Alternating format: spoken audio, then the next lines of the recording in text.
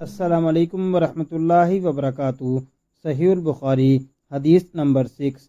کتاب وحی کے بیان میں رسول صلی اللہ علیہ وآلہ وسلم سب لوگوں سے زیادہ جواد سخی تھے، اور رمضان میں دوسرے اوقات کے مقابلے میں جب جبرائیل علیہ السلام آپ صلی اللہ علیہ وآلہ وسلم سے ملتے بہت ہی زیادہ جود و کرم فرماتے۔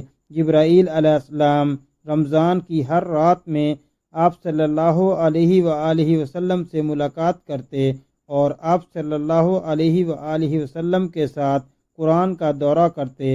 غرض حضرت محمد صلی اللہ علیہ وآلہ وسلم لوگوں کو بلائی پہنچانے میں بارش لانے والی ہوا سے بھی زیادہ جود و کرم فرمایا کرتے تھے۔ صحیح البخاری حدیث نمبر 5۔ کتاب وحی کے بیان میں انہوں نے ابن عباس رضی اللہ تعالیٰ عنہ سے کلام الہی لا تحرک الخ کی تفسیر کے سلسلے میں سنا کہ رسول صلی اللہ علیہ وآلہ وسلم نزول قرآن کے وقت بہت سختی محسوس فرمایا کرتے تھے، اور اس کی علامتوں میں سے ایک یہ تھی کہ یاد کرنے کے لیے آپ اپنے ہونٹوں کو ہلاتے تھے۔ ابن عباس رضی اللہ تعالیٰ عنہ نے کہا کہ میں اپنے ہونٹوں کو ہلاتا ہوں جس طرح آپ ہلاتے تھے۔ سعید کہتے ہیں میں بھی اپنے ہونٹوں کو ہلاتا ہوں جس طرح ابن عباس رضی اللہ تعالیٰ عنہ کو میں نے ہلاتے دیکھا ہے۔ پھر انہوں نے اپنے ہونٹ ہلائے۔ ابن عباس رضی اللہ تعالیٰ عنہ نے کہا پھر یہ آیت اتری کہ اے محمد صلی اللہ علیہ وآلہ وسلم، قرآن کو جلد جلد یاد کرنے کے لیے اپنی زبان نہ ہلاؤ، اس کا جمع کر دینا اور پڑھا دینا ہمارا ذمہ ہے۔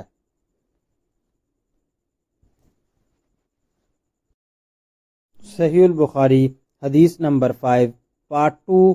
کتاب وحی کے بیان میں حضرت ابن عباس رضی اللہ تعالی عنہ کہتے ہیں، یعنی قرآن آپ صلی اللہ علیہ وآلہ وسلم کے دل میں جما دینا اور پڑھا دینا ہمارے ذمہ ہے۔ پھر جب ہم پڑھ چکیں تو اس پڑھے ہوئے کی اتباع کرو۔ ابن عباس رضی اللہ تعالی عنہ فرماتے ہیں اس کا مطلب یہ ہے کہ آپ اس کو خاموشی کے ساتھ سنتے رہو، اس کے بعد مطلب سمجھا دینا ہمارے ذمہ ہے۔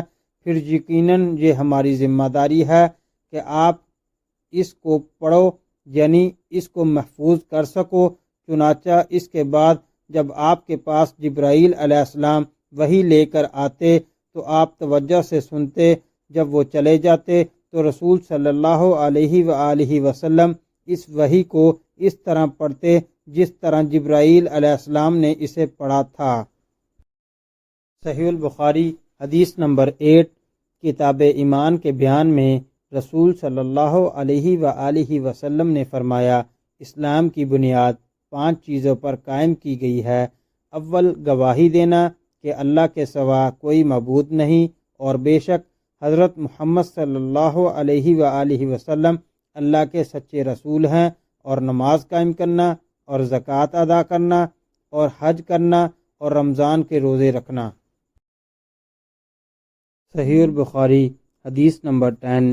کتاب ایمان کے بیان میں آپ صلی اللہ علیہ وآلہ وسلم نے فرمایا مسلمان وہ ہے جس کی زبان اور ہاتھ سے مسلمان بچے رہیں، اور مہاجر وہ ہے جو ان قوموں کو چھوڑ دے جن سے اللہ نے منع فرمایا۔ ابو عبداللہ امام بخاری نے فرمایا اور ابو معاویہ نے کہ ہم کو حدیث بیان کی داؤد بن ابی ہند نے، اور انہوں نے روایت کی عامر شبی سے۔ انہوں نے کہا میں نے سنا عبداللہ بن عمر بن عاص سے، وہ حدیث بیان کرتے ہیں جناب نبی کریم صلی اللہ علیہ وآلہ وسلم سے وہی مذکورہ حدیث، اور کہا کہ عبدالعالی نے روایت کیا داؤد سے، انہوں نے عامر سے، انہوں نے عبداللہ بن عمر بن عاص سے، انہوں نے نبی صلی اللہ علیہ وآلہ وسلم سے۔ صحیح البخاری حدیث نمبر 11۔ کتاب ایمان کے بیان میں لوگوں نے پوچھا یا رسول اللہ کون سا اسلام افضل ہے؟ تو نبی صلی اللہ علیہ وآلہ وسلم نے فرمایا وہ جس کے ماننے والے مسلمانوں کی زبان اور ہاتھ سے سارے مسلمان سلامتی میں رہیں۔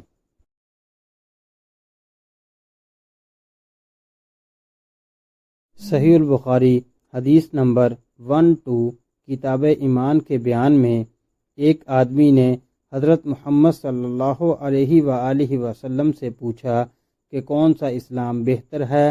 فرمایا یہ کہ تم کھانا کھلاؤ اور جس کو پہچانو اس کو بھی اور جس کو نہ پہچانو اس کو بھی، الغرض سب کو سلام کرو۔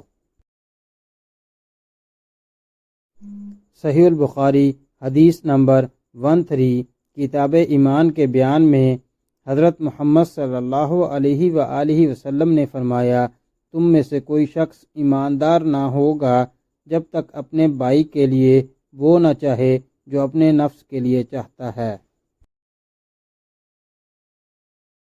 صحیح البخاری حدیث نمبر 135 کتاب و سنت کی روشنی میں حضرت ابو ہریرہ رضی اللہ تعالی عنہ سے روایت ہے کہ رسول صلی اللہ علیہ وآلہ وسلم نے فرمایا جو شخص حدیث پیشاب پخانہ یا ہوا سے گزرتا ہے کہ نماز اس وقت تک قبول نہیں کی جاتی جب تک کہ وہ وضو نہ کرے۔ حضرموت کے ایک شخص نے ابو ہریرہ رضی اللہ تعالیٰ عنہ سے پوچھا حدیث کیا ہے؟ ابو ہریرہ رضی اللہ تعالیٰ عنہ سے روایت ہے کہ رسول صلی اللہ علیہ وآلہ وسلم نے فرمایا